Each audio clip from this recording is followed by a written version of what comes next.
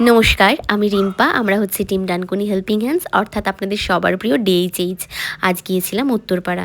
উত্তরপাড়া যাওয়ার একটি বিশেষ কারণ হচ্ছে আজ ছিল সুমনদার জন্মদিন। সুমনদাকে আশা করি আপনারা সবাই চেনেন। ডানকুনির মানুষদের কথা বলছি, ডানকুনি চণ্ডীতলা এরিয়া। তো সুমনদার জন্মদিন উপলক্ষে আমরা গিয়েছিলাম এই ফুলগুলোর সাথে দেখা করতে। ওদের আস্তানার ঠিকানাটা আমি দিয়ে দিচ্ছি কিছুক্ষণ পরেই। প্রথমে আমরা কেক কাটিং করে নিলাম, তারপরে সবার মধ্যে ডিস্ট্রিবিউট করে দিলাম। দেন হচ্ছে ওদের জন্য কিছু খাবার এবং কিছু চকলেটস এগুলো নিয়ে গিয়েছিলাম।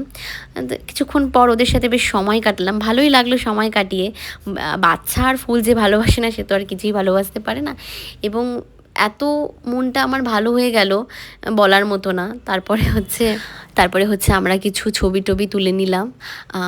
আমরা যখন গিয়েছিলাম তখন প্রথমে গিয়ে দেখলাম ওরা ড্রয়িং শিখছে। ওদের বিভিন্ন সময় বিভিন্ন সাবজেক্টের ওপর টিচার আসে এবং ওদের ব্যবস্থাপনা খুবই সুন্দর।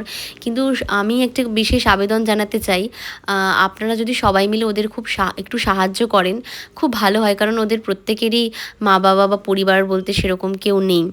আর আমি সর্বোপরি ধন্যবাদ দিতে চাই হচ্ছে সুমন দত্ত দাকে, এবং বিশেষ ধন্যবাদ দিতে চাই এই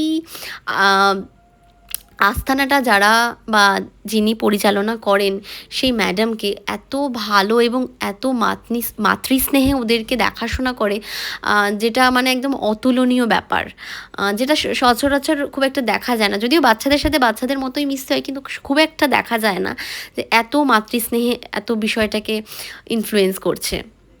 এবং বাচ্চারা ওনার সাথে দারুণভাবে মিশে গেছে। আমরা তারপর কিছু ছবি টবি তুলে নিলাম। ওরা বেশ আগ্রহী সেলফি তুলতে এবং ছবি তুলতে, এবং কিছু ডিমান্ডস রাখলো, ফুচকা খাবো, মোমো খাবো। তো আমরা কিছু দিনের মধ্যে আমরা সেগুলোও নিয়ে যাব।